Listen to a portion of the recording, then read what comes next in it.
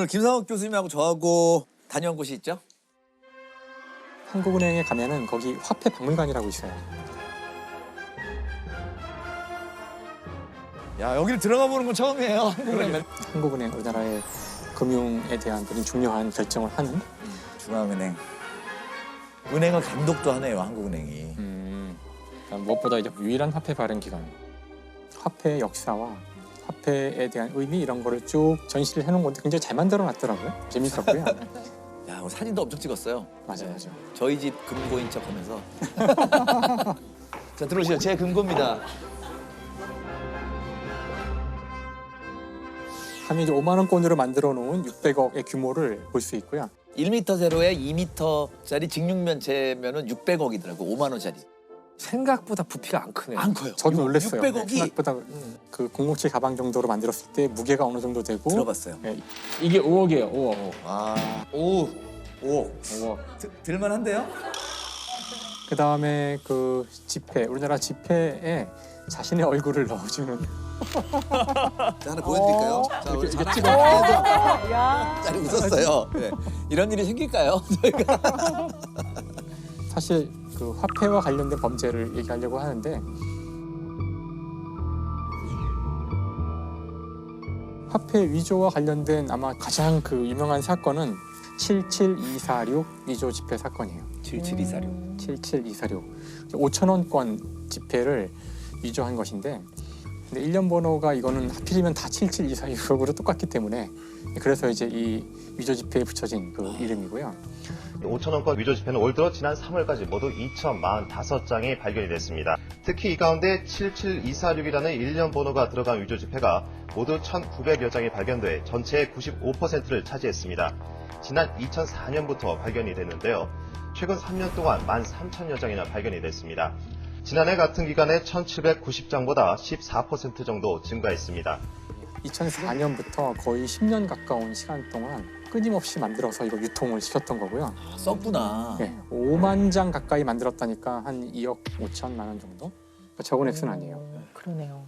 그래서 이 위조 지폐를 만든 사람은 시각 디자인을 전공한 이 분야에 이제 어떻게 만들었냐면은 얇은 종이 앞면, 뒷면, 그다음에 지폐에 보시면 이렇게 위조 방지를 위해 만든 네. 희미한 그림이 있거든요. 네. 근데 그걸 모사하기 위해서 중간면 그래서 세 개를 만들어서 되게 정교하게 만들어. 딱 붙인 거예요. 이렇게 세 장을. 진짜와 비슷한 얇은 종이를 사용해 쉽게 들키지 않았습니다.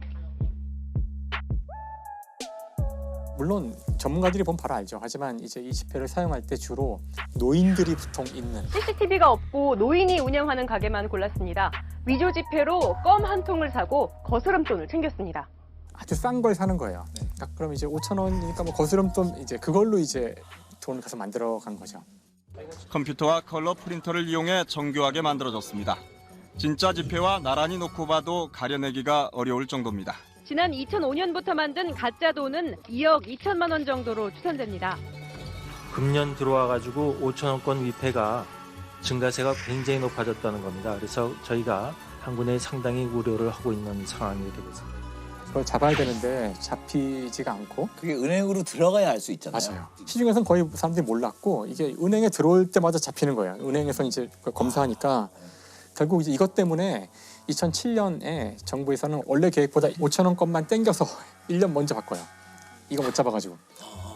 지난 83년 이후 20여 년 만에 바뀌는 것. 한국은행은 위조가 가장 많은 5,000원권 세도는 내년 상반기에 발행하고 새 지폐는 컴퓨터나 컬러 복사기로 위조할 수 없도록 여러 가지 첨단 기법이 사용됩니다. 홀로그램, 보는 각도에 따라 모양과 색상이 변하는 기울이면 숨어있던 만이라는 숫자가 보입니다. 모두 7개 위변조 방지 장치가 새 지폐에 도입됩니다. 구권이 은행으로 들어오면은 은행에서 그러니까 폐기하니까 신권은 또 이제 대폭 그 보강을 해요. 하지만 이 사람은 계속 위조 지폐를 찍고 있었고 국권을 만들고 있었고. 네, 국권이죠. 바꾸긴 쉽지 않으니까. 사실 5,000원짜리를 김 씨가 선택한 이유도 10,000원짜리에는 충분히 많은 그 방지 기능이 있어서 너무 어렵고 잘 아는 사람이군요. 그다음에 1,000원짜리는 해봤자 마진이 안 된대요. 그렇죠. 노력 원가가 원가가 이 아니라는 사람 거야. 되게 주도하는 사람이네. 그래서 5,000원권을 했다는 거예요. 그러니까 바뀌었다고 금방 바꿀 수는 없는 거죠. 근데 이제 점점 국권이 줄어드니까 사용하게 될 때 위험성이 높아졌죠. 그래서 전국을 다니면서 쓰기 시작한 거예요. 꼬리가 안 잡히는 거죠. 8년에 걸쳐서 구형 5,000원권 4만 5천 장을 뿌렸는데 결국 구멍가게 주인에게 덜미가 잡혔습니다. 그 한 슈퍼 주인 아주머니께서 이 범인을 잡는 데 큰 공헌을 하게 되는 뭔가 사가면서 돈을 내고 간 사람이 있었는데 5,000원짜리 국권이에요. 그래서 2013년이면 꽤 시간이 지났잖아요. 신기해서 이제 따로 놨던 거예요. 그냥 아무 생각 없이. 근데 또 우연히 그때 자기 지인도 야 요즘에 내가 뭐 하나 지폐가 생겼는데 이 봐봐 두껍고 되게 신기하지 않니? 하면서 아니 그 위조라고 생각하지도 않고 건 그냥 아니고 신기하다. 신기하니까. 위조 지폐 볼 딱딱한 기회가 국권이네. 없죠 잘. 근데 그걸 두 개를 딱 봤더니 거기 이제 77246 똑같을 수는 없거든 번호가 그렇군요. 인정 번호가. 그래서 이거는 위조 지폐구나. 위조 지폐구나. 그래서 그거를 붙여놓고 6개월 가까이 이상한 사람이 워낙 이렇게 봤다고 하더라고요. 정신이 투철하신 분이죠. 그러니까요. 근데 놀랍게도 이 범인이 이 집에 다시 오게 된 거예요. 와. 다시 온 거예요. 설마 이 사람이 그 위조범이라고 생각은 못하고 왜냐면 재유통된 사람이 쓰는 걸 수도 그럴 수도 있잖아요. 있으니까. 그렇죠. 그래서 보고서 이거 똑같은 거네. 이거 위조 지폐니까 빨리 가서 신고하세요. 얘기를 한 거예요. 근데 보통 같으면 놀래야죠. 어머 모르죠. 위조 지폐라고요? 막 이래야 되는데 전혀 동요하지 않고 네 하고서 지폐를 받아서 지갑에 넣었는데 지갑을 보니까 5,000원짜리가 이만큼. 거기서 아줌마가 딱 본 거죠. 이 사람이. 한국은행이 생긴 이래 가장 많은 위조 지폐를 만들어 사용한 40대 남성이 붙잡혔습니다. 77246 위패가 988장이나 발견된 겁니다. 김 씨는 신용불량자로 전락한 뒤 1년간 다양한 화폐를 위조해보고는 가장 완벽한 5,000원권만 집중적으로 만든 것으로 드러났습니다. 너무 괘씸하더라고요. 이런 구멍가게 가서 돈 쓴다는 자체가 너무 부족한 돈을 조금이라도 메꿔볼까 이런 나쁜 마음을 먹었던 게 현재까지 온 것 같습니다. 그렇게 금액이 많은지도 몰랐습니다. 그렇게.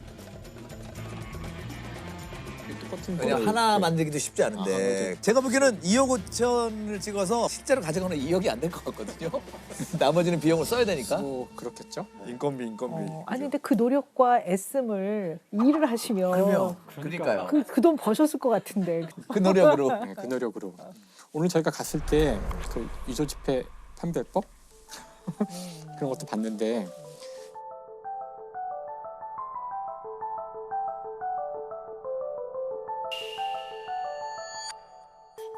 (5만 원권만) 집중해서 이야기를 해보면 눈에 두드러지는 특징은 여기 이 두 군데에 있는 홀로그램이죠.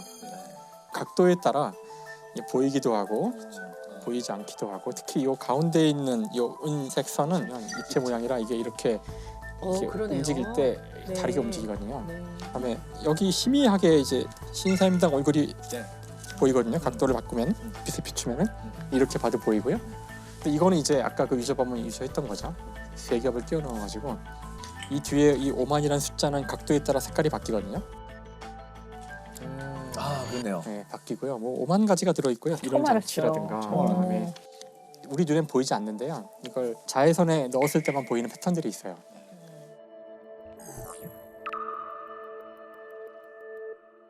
이 은행에 들어가면 바로 한 번에 바로 볼 수 있어요. 그러니까 이렇게 그 위조 방지 기술이 중요한 이유 중에 하나가 화폐를 이제 위조하는 건 굉장히 큰 중죄예요. 엄청 큰 죄더라고요. 무기징역 또는 2년 이상의 징역에 처한다거든요. 그렇죠. 2년 이상이라는 건 이제 요즘 뭐 2년부터 30년까지를 이야기하는 거예요. 굉장히 중한 죄죠. 8년형을 받았다고 하더라고요. 8년형을. 그러니까 사실 이 위조가 굉장히 중죄인 것은 이걸 잘못하게 되면은 그 나라의 국가 경제 자체가 다 어느 나라에도 지폐가 있었는데 뭐라고 쓰여 있냐면은 이 지폐를 위조하는 사람은 사형에 처함. 지폐 그렇게 써 있어.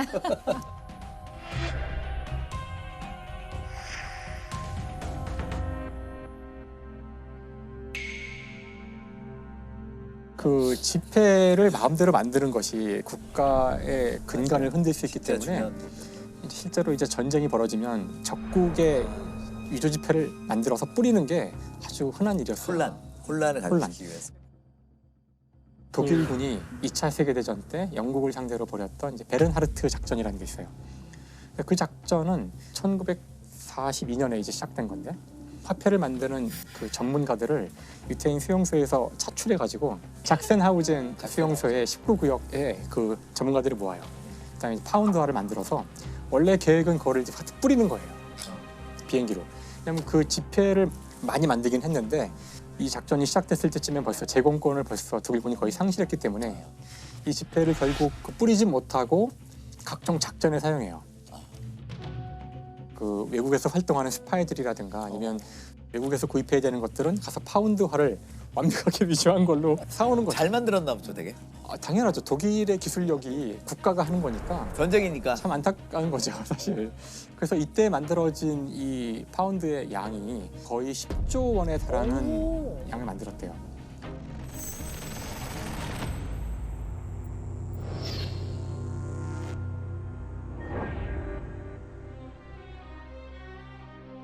실제 일본도 중일 전쟁 때 중국 지폐를 만들어서 뿌렸었고요.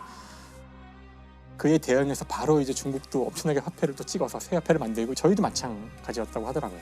그리고 6.25 때 북한에서 남한 지폐를 찍었었고 그래서 우리도 급하게 화폐 개혁을 하기도 하고 그러니까 이 지폐의 역사를 보면 사실 지금 우리가 볼 때는 되게 이제 당연한 것 같지만 이거는 그냥 종이잖아요. 종이죠.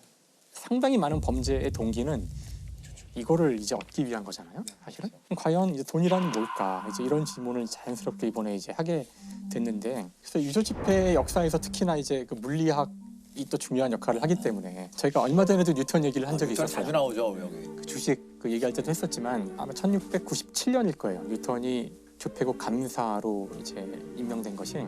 그 당시 뉴턴이 해야 될 일 중에 가장 중요한 일이 바로 은화를 제작하는 거예요. 은화 제작. 자꾸 이제 가짜 은화가 만들어지는 거죠. 그래서 뉴턴한테 주어진 일은 은화를 만드는 그 유조법들을 잡는 거. 우리가 주화를 보면 여기 잔잔한 이런 금이 있잖아요. 그걸 뉴턴이 만들었다고 그러던데요. 그 얘기를 저도 많은 그 지금 말씀하신 거는 은화를 그 정량이 되지 않도록 겉에를 깎아내가지고 조금씩 깎아내면 모르잖아요. 그래서 이렇게 깎은 다음에 계속 판매하는 사람들이 많아서 그걸 막으려고 동전 보시면 끝을 이렇게 톱니바퀴가 이렇게 있잖아요. 그렇죠. 옆에. 이 톱니바퀴를 넣어서 이 끝에 갈아내는 걸 막았다는 건데요. 근거가 있는지 잘 모르겠어요. 근데 사실 유조를 할 때 이제 겉에만 은으로 금으로 하고 안에는 이제 구리로 하는 게 아주 오래된 전형적인 수법이라 그래서 만들어 놓은 것이 어떤 특별한 종류의 돌인데 그 돌에다가 이걸 긁으면 이게 묻어 나오잖아요. 묻어 나올 때 이 함량이 다른 것들은 약간 색깔이 달라요. 그래서 여기에 사용한 이 돌을 시금석이라 그래요. 아, 그래서 시금석. 거기서 나온. 아, 그게 시금석이군요. 시금석이라는 게 아주 옛날에. 아, 척척 박사. 근데 우리가 쓰는 용도로 왜 쓰였을까요, 시금석? 뭔가를 알아보고 싶을 때 이걸로 테스트해 본다는 거죠. 테스트해 본다. 기준과 비교한다는 거니까요. 진짜인지 가짜인지를 있고. 판단하는 기준이 된다. 이런 건가요? 그런 거죠. 근데 뉴턴이 여기서 끝나는 게 아니에요. 근데 중요한 거는 여기서 이제 은을 계속 찍어내는 걸로는 이건 불가능하다. 그래서 이제 우리는 완전히 새로운 화폐 시스템이 필요한데 그건 종이에다가 돈을 쓰고 이제는 이 돈이 그런 가치가 있다고 하는 것으로서 해결해야 한다. 하지만 사람들이 믿지 않을 거기 때문에 종이의 가치를 어떻게 믿어요?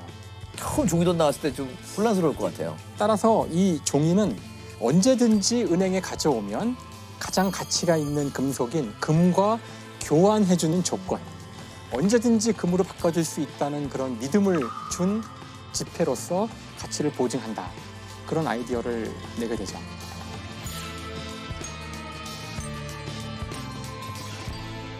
이 화폐의 가치란 거는 아주 오랫동안 지속되어 온 거지만 원래 만든 이유는 상품을 교환하기 위한 중간 수단에 불과했던 거죠. 그렇죠. 이제는 금융이 가장 중요해지고 심지어 계좌에 있는 숫자이기 때문에 실제로 이 종이의 유통이 점점 줄어들고 있다는 느낌?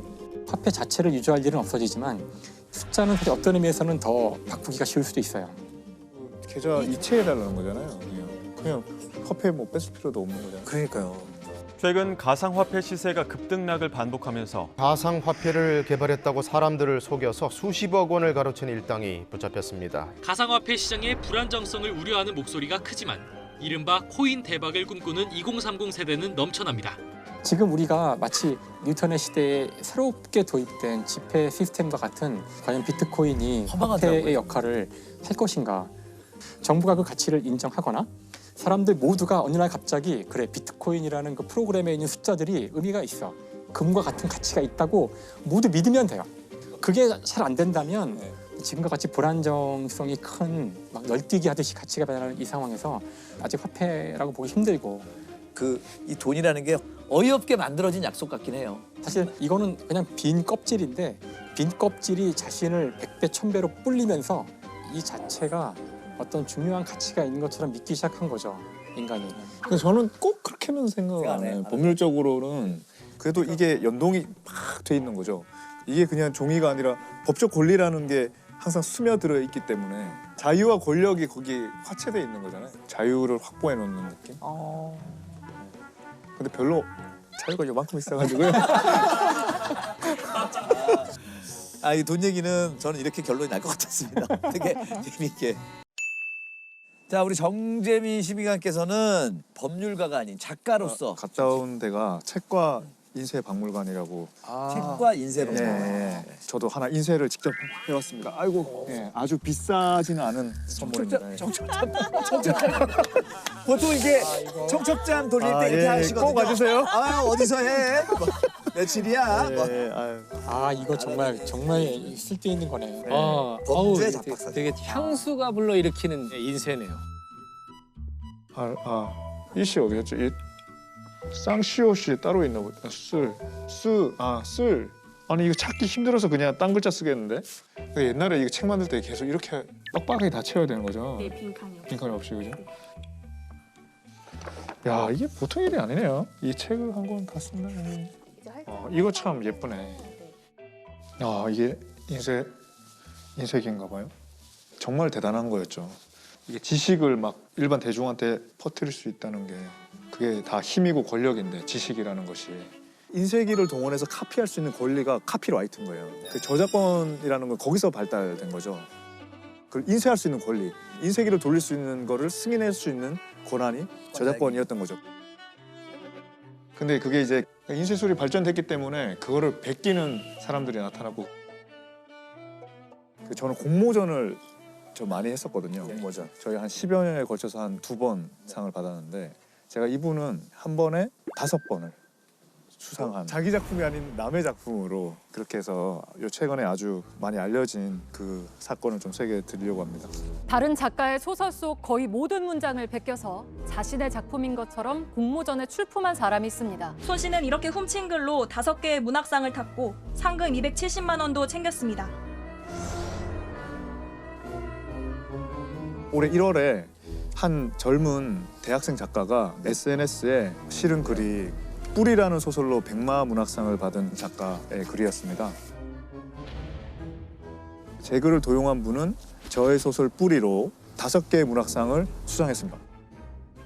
이분이 상상력을 발휘해서 적은 것은 포천 38 문학상에서 기존 제 문장의 병원을 포천병원으로 바꿔 칭한 것뿐입니다. 왜냐하면 포천 문학상이었으니까.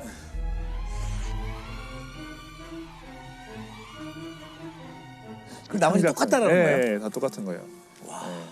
글로리 시니어 신춘문예 거기에서는 시니어만 응모할 수 있는데 그때는 또 나이를 속였고요. 네, 근데 이분이 또 작년에 디카시 공모전에서 대상을 받았어요. 디카시는 디지털 카메라 플러스 시. 그 시가 이겁니다. 한번 들어보세요. 날지 못하는 피터팬 웬디, 2 팔을 하늘 높이, 마음엔 행복한 순간만이 가득, 간절한 소망의 힘 그 하나로 다 이룰 수 있어. 날지 못하는 피터팬 웬디, 2 팔을 하늘 높이. 그거는 상을 탔다고요? 유영석 씨의 화이트. 화이트. 영석형 누나.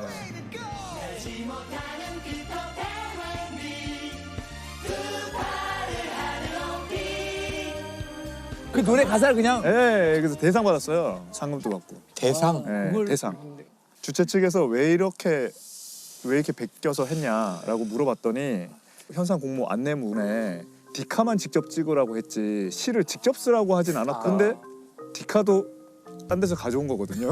직접 찍은 게 사진도. 네, 디카도. 사람 진짜 오히려 이분이 소송을 했다고 그렇죠. 이분이 상을 박탈하니까 주최 측에서 자기 걸 뺏어갔다고 이제 고소하고 뭐 고소를 했다고요? 홈페이지도 테러하고 막 그랬습니다. 사람들이 이제 여론이 막 비판을 하니까 고소를 취하했고요. 그리고 이분이 이제 또 하나 의인상도 받았습니다. 의인상. 그 도로공사의 의인상이 있는데 이제 도로에서 위급한 상황이 발생했을 때 많이 도와주고 이렇게 하면 이제 의인상을 수여하는데 그걸 목격한 제3자가 추천해줘야 되거든요. 와, 저 사람 진짜 의인이다. 그래서 이제 제3자가 추천해서 이 사람이 상을 받았어요. 그 제3자가 본인 어머니 명의예요. 근데 알고 보니까 손 씨는 어떤 위급한 상황에 있는 사람을 구해서 이제 구급차에 태워줬다고 이제 상을 받았거든요. 나중에 알고 보니까 구급차가 거기 출동한 적도 없고 문경휴게소가 장소인데 문경휴게소에는 사진에 나온 그 장소가 있지도 않고 SNS를 보면 거의 경력이 40개 정도 돼요. 뭐 무슨 제나항공의 조종사였다거나 뭐 변호사였다가 뭐 거의 캐치미 If You Can 주인공을 연상케 하는 3분의 2 이상 정도는 제가 쓴 게 맞고 제가 제일 컸던 건 어떤 상을 받는다는 거에 어떤 보상 심리? 나를 알아주는 곳이 있구나라는 그런 생각? 거기에 대해서 전혀 죄의식이 없었고 그거에 대한 깊이를 알려고 하지도 않았고 합리화라 그럴까요? 그냥 아니 괜찮아 뭐 이건 내가 취업하면 이제 이런 거 안 할 거니까.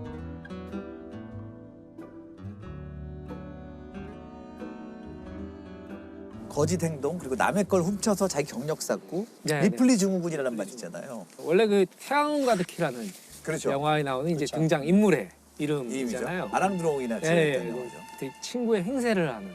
네, 그러면서 이제 그 사람의 삶을 살고 내가 믿는 거죠 어느 순간에. 범죄와 연관된 사람들이 간혹 그런 경우들이 있거든요. 근데 그 심리적인 특징 중에 하나가 자기가 이제 사회적으로 이루고자 하는 목표가 있어요. 근데 현실적으로는 그 목표를 달성할 수가 없으니까 그 가면을 쓰고 만드는 거예요. 그래서 학력이죠. 자기 스스로 그걸 너무 믿게 되어가지고 죄의식도 없어지고 그냥 그런 사람으로 자기가 이제 이미 포장이 되어버려가지고 사기 범죄에서 가장 많이 나오고. 소설은 다 글밖에 없잖아요. 네, 글밖에 없으니까 또 확인하기도 쉬워요.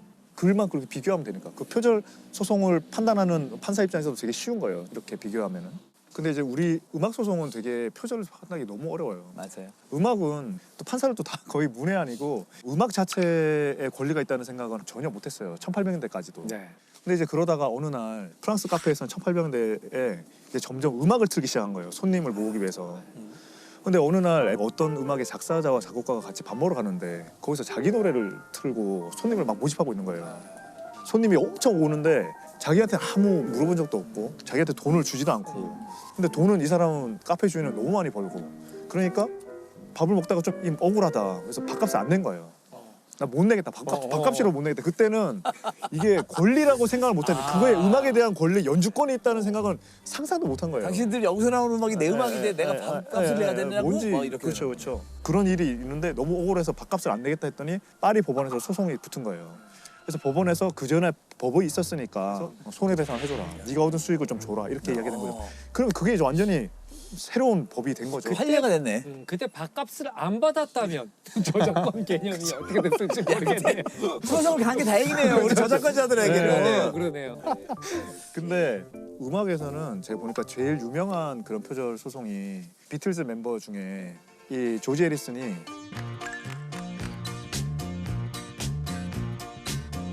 비틀즈가 결국 해체되면서 각자가 앨범을 냈는데 조지 해리슨이 그 중에서 제일 먼저 빌보드 차트 1위를 한 거예요. My Sweet Lord라고 굉장히 이제 인기를 많이 얻었는데 이분이 이제 표절 시비가 걸린 거예요. 그러니까 시폰즈라는 뮤지션의 He Is So Fine이라는 노래를 표절했다는 거예요. 그래서 소송까지 간 거예요. 재판까지 간 거예요. He's so fine. Wish he were mine. And has a royal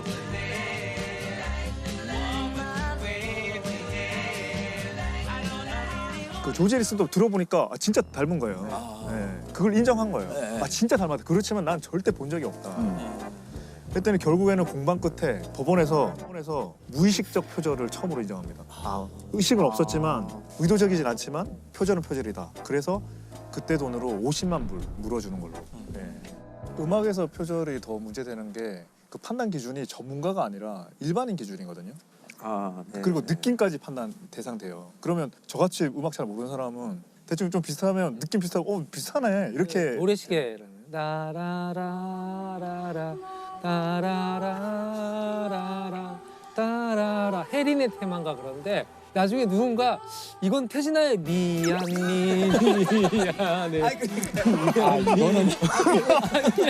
그래서 많은 분들이 미안하시죠? 사과하세요. 네. 아니 많은 분들이 표절이 의심되는 노래 예전 노래를 막 부르는데 흔히 말하는 그 이제 코드 진행이라 그러거든요. 화성 진행이라는데 거기서 그 노래를 부르면 똑같이 맞아 떨어지는 경우는 너무 흔한 일이에요. 코미디의 소재로 쓰이잖아요. 예. 사랑한다 말하고 벽을 넘어서 어떨 때마다 처음으로 하는 말 Let it be. 왜 이 노래는 이 노래 그 노래를 부르는데 왜 다 맞아 떨어지지 화음이? 너무 그럴 수 있는 거고 많다라는 거. 그래서 예전에 보면 우리 어머니 은혜 부르다가 스승의 은혜로 끝나잖아요. 어머니 은혜 부르다가. 그러니까 그 유턴이 그랬잖아요. 그 굉장히 그렇게 천재적인 그 업적을 남겼음에도 자기가 거인의 업계에서 할 수 있었다고. 다 사실은 누군가가 창조는 없는 거잖아요. 근데 저는 이제 저작권법이 이렇게 인정해 줘야 우리 뮤지션 또 영화 만드신 분도 더 열심히 쓰는 거죠. 네. 그게 없으면 어떻게 그걸 열심히 쓰는 받아야. 그 말씀. 그리고 이제 그 아까 김 작가가 쓴 게 이렇게 말하셨더라고요. 그러니까 어떤 창작물이든 그 속엔 작가의 자유가 담겨 있으며 남의 창작물을 자신의 것으로 둔갑시키는 것은 곧 원작자의 자유를 짓밟는 것입니다. 저는 이거 그냥 도둑질이라는 말은 표절할 때 많이 이야기를 들었지만 자유가 짓밟혔다고 느껴질 수도 있겠다. 자유를 짓밟는 일이 이제 일어나지 않도록 했으면 좋겠습니다. 맞는데 오늘 어떠셨어요? 어디서 많이 들은 얘긴데요? 지금 이제 표절하신 거죠? 사회자 표절. 오마주라고 이해했으면 좋겠습니다. 벌어진 그런 아주 좀 대표적인 사건 하나 소개를 해드릴게요. 범인 일당은 이제 남매예요. 남매. 네, 남매고 그래서 여동생이 소셜 미디어로 회색 클럽을 해가지고 모아요. 그래서 이분들이 뭘 사겠다라고 하면은 주문을 보내면은 오빠가 그거를 중국에서 기술자를 데리고 만드는 거예요. 만들어가지고 한국으로 보내고 쓰고. 그러니까 가짜라고 얘기하고 파는 거죠. 얘기하고 팔았는데 소위 말하는 뭐 특 S급 정말 진품 같은 가짜를 파는 거고 아니 이분들이 판 가짜가 가짜 가격이 1,300만 원이에요. 가방인데. 가짜가? 네. H 이런 거군요. 그렇죠. 예. 정가는 얼마길래? 정가 1억 1,000만 원. 이 고객들은 일단 뭐 대학 교수, 의사 이런 분들입니다. 가격 때문에 뭐 그 사신 분도 계시지만 그 1억 1,000만 원짜리 가방 같은 건 주문을 해도 쉽게 못 산다면서요. 대기 기간도 굉장히 길고 그래서 이분이 모은 그 회원이 2,300명이에요. 2,300명이고 그 중에 700명은 구매를 했어요.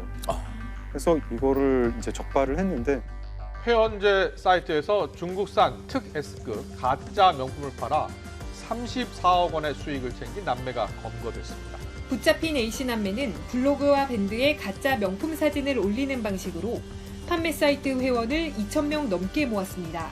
가짜 명품 80억 원어치를 팔아 34억 원을 챙긴 A씨 남매는 포르쉐 등 외제차를 타며 호화로운 생활을 해온 것으로 드러났습니다.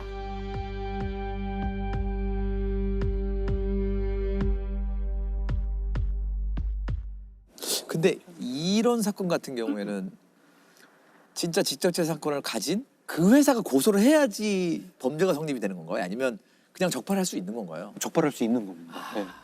그 회사가 고발하지 않아도 우리가 이제 지나가다가 사실은 짝퉁 판매업소를 보고 고발을 하면은 경찰이 수사를 하고 기소를 할 수가 있어요. 그 회사들은 이제 그런 걸 기초로 해서 손해배상 청구를 하는 거예요. 네. 너 때문에 우리의 브랜드 이미지가 이렇게 하락했고 그걸로 수익을 봤으니까 이 정도는 손해로 계산을 해서 우리한테 배상을 하라. 민사로는 절로 나가야 예. 근데 짝퉁을 만드는 건 분명 범죄인데 짝퉁인 거를 인지하고 구매하는 거는 범죄인가요, 아닌가요? 아, 구매하는 건 범죄가 아닙니다. 구매하는 거? 네, 짝퉁은 사는 사람은 처벌을 받지 않아요. 그래서 우리가 좀 약간 좀 죄의식이 없죠. 자기 이거 사는 걸로 인해서 피해자가 있다는 생각을 잘 못해요. 그냥 가벼운 마음으로 짝퉁을 샀다고 생각을 하는데 사실은 범죄 조직의 수익이고 그 조직이 어디서 성매매업소 만드는데 투자를 한 셈일 수도 있습니다. 네. 이게 그냥 수요 없어지면 싹 없어질 만한 범죄거든요. 그렇죠. 수요가 있으니까 수요 때문에 공급이- 생기는 범죄잖아요. 네. 제가 오늘 낮에 그 압수물품 그 컨테이너 다녀왔는데 이런 것도 가짜가 있나 싶을 정도로 정말 그냥 생필품 우리 쓰는 거 그런 것도 가짜가 많아요. 여기가 그러면 이제 압수물품 놔두는 그런 네, 보관 창고입니다. 와. 이게 이렇게 있으니까 되게 좀 기묘하달까? 사실 이제 이 제품은 그 아울렛에서 판매했던 거거든요. 이거 사는 분은 그러면 진짜 이게 진짜인 줄 알고 썼던 거겠네요. 네, 그렇습니다. 이런 그라인더도 공업용 그라인더 가는 거요. 그렇죠. 네네네. 깨져요. 그렇죠. 깨지면 실명되고 막 돌아가다 날아가가지고 눈에 들어가고 막. 마스크도 짝퉁 있어요. 짝퉁인데 검정필. 한국 산업안전공단 검정필 획득. 이거는 한참 코로나 마스크 모자랄 때. 할때 신고가 들어와가지고 이게 그 대란이 일어났었던 그 물건. 야. 그래서 만들자마자 인기 끈다 싶으니까 바로 그냥 또 짝퉁을 만들고 참. 아니 근데 이렇게 뭐 말씀만 듣다가 물건을 보니까 진짜 짝퉁 규모가 어마어마하다. 그러니까 저는 이게 꼭 명품보다는 뭔가 신용과 브랜딩이 된 제품은 짝퉁이 나오는 것 같아요. 그쵸. 네. 왜냐 그 이름 보고 다 사니까. 그런 걸 보여주는 사건이 있는데요. 2015년에 검거가 된 사건이고 천삼 위조 사건입니다. 천삼? 네. 인삼 같은 거예요? 이게 이제 홍삼의 등급인데 최고급 홍삼을 따로 이제 천삼이라고 브랜딩을 해서 팔아요. 하는데 제가 어제 인터넷 쇼핑몰 가가지고 천삼 얼마인가 보니까 요만한 거 600g짜리 한 통이 300만 원이에요. 와. 중국 관광객들이 굉장히 좋아하고 이게 이제 짝퉁 판매업자, 짝퉁 제조업자 입장에서 보면은 이거 짝퉁 만들면 정말 큰 돈을 벌겠다 싶잖아요. 그러면은 중국의 이 짝퉁 제조업자들이 어떻게 하느냐 이런 경우에 어떻게 할까요? 어차피 상 봐가지고 모를 것 같고요. 일반인들은 그러니까 웬만한 전문가 아니면은 그 인증서라든가 이런 걸 도용해야 그렇죠. 뭐 아주 그거를 이 짝퉁 조직이 어떻게 하냐면은 한국의 인삼 회사에서 그 인증서랑 포장지를 만드는 회사가 있잖아요. 그 회사 사장님을 포섭을 합니다. 포장지 만드는 기계랑 정품 인증서 만드는 기계를 한 대씩 더 만들어. 정품 인증서를 수만 장을 만들고 그 만드는 기계를 인천항에다가 배에다 실어요. 배에다 싣는데 그날이 일요일이었대요. 그리고 이제 이 판매 조직 입장에서는 제조 조직 입장에서는 다 끝난 거잖아요. 내일 중국에 가서 기계 열심히 가동해가지고 포장지로 포장해서 팔 일만 남았다 그렇게 생각을 하고 강원도에 별장에 가가지고 파티를 엽니다. 파티를 열고 내려오다가 특사경이 체포가 돼요. 피의자가 저기 출국하기 전에 뭐 자기들만의 그 파티를 한다고 거기 별장이 있는 곳에 우리 저희가 또 추적을 해가지고 일당을 검거한 사례인데요. 그 하루 정도만 늦었으면 아마 선적이 됐을 거예요. 중국으로 가는 배에 실리려 했는데 마치 딱 그 전날 영장이 나온 거예요. 지금 생각해 보면 그 포장지하고 증명서 이런 것이 나갔으면 상당히 그 업체는 큰 타격이 있었을 거라고 생각합니다. 보통 홍삼을 최상품인 천삼으로 둔갑시켜서 시가 650억 원 상당을 중국에 유통하려던 일당이 적발됐습니다. 이들은 가짜 천삼 위조에 필요한 인증서와 포장지, 포장용 기계 등을 중국으로 가져가기 위해 임시 보관해오다 특거청 특별사법경찰에 덜미를 잡혔습니다. 지금까지는 근데 뭐 이제 소비재였고 어떻게 보면 좀 뭐 귀엽다 뭐 이런 사건인데 짝퉁 때문에 안전에도 굉장히 위험을 많이 이렇게 입을 수 있는 약 같은 거 먹는 약 같은 거. 이제 제일 큰 문제는 처방을 받았는데 가짜 약을 사게 되는 경우죠. 이제 기본 유통시장에도 뿌려져 있다. 기본 유통시장에 엄청 많이 뿌려져 있고 엄청 많이? 네, 엄청 많이 뿌려져 있고 아예 그걸 노리는 가짜 약이 나오는 게 이건 무서운 얘기네. 말라리아 약을 그렇게 가짜 약을 만든다는 거예요. 이건 이게 진짜 아프리카나 이제 동남아에서 말라리아로 죽는 사람이 많은데 그래서 이제 국제기금 같은 데서 말라리아 약을 대량으로 사서 이제 쓸 수 있게 하는데 그거를 노리고 말라리아 가짜 약을 먹는데 이 약을 먹으면 효과가 없잖아요. 그래서 말라리아에 걸리는 거죠. 아프리카에서 매년 10만 명이 넘는 인원이 중국이나 인도 등지에서 만든 가짜 약으로 인해 숨지고 있는 것으로 나타났습니다. 지난 2015년 저품질 말라리아 치료제 때문에 목숨을 잃은 5살 미만 영아만 12만 2천 명에 달했다고 밝혔습니다. 그러니까 이거는 아까 무슨 명품 짝퉁하고는 좀 차원이 다른 차원이 다른 거네. 아닌가요? 목숨이 걸린 거의 살인 범죄인데 이건 살인. 그렇죠. 살인 범죄. 차원이 다른 거 하나 말씀드리겠습니다. 원전 부품 짝퉁사. 예. 안 되는데. 네. 대재앙인데 이거. 대재앙이죠. 근데 그런 일이 한국에서 최근에 있었습니다. 이게 2011년부터 2013년까지 이제 뭐 원전 납품 비리라고 알려졌던 사건이고 심각한 부품이 짝퉁이 돼서 원전 6곳을 그렇게 이제 세운 그런 사건이에요. 원자력 발전소에 또 불량 부품이 사용된 것으로 확인돼 신고리 2호기와 신월성 1호기 가동이 중단됐습니다. 교체에만 넉 달 정도 걸려 당장 다음 달부터 시작될 전력난을 극복하기가 만만치 않습니다.